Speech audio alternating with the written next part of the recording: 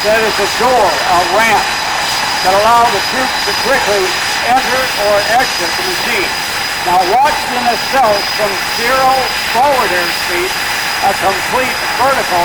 You'll watch them start to do what they call the conversion, which is a very delicate maneuver to transition from rotor like a helicopter to propellers like an airplane.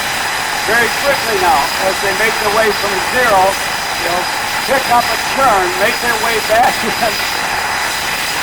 and they will be at their maximum speed of 280 miles an hour. It is equipped with a gun that mounts at the rear of the fuselage.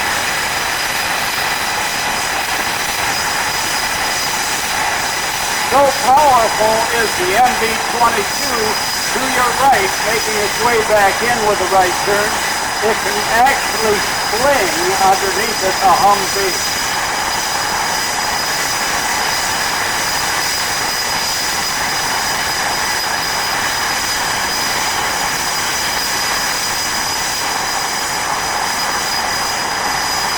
From your right at maximum redline speed, 280 miles an hour. One of the tactical features of this machine is, if we didn't have the run-up from the FA-18s of the Blue Angels, it would be extremely quiet. That is a tactical advantage.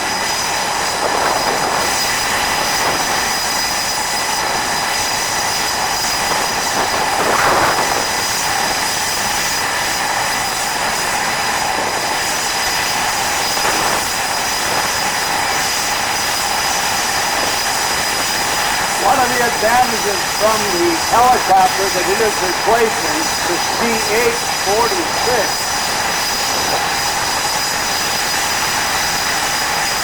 it is twice as fast as that helicopter and 5 times the range.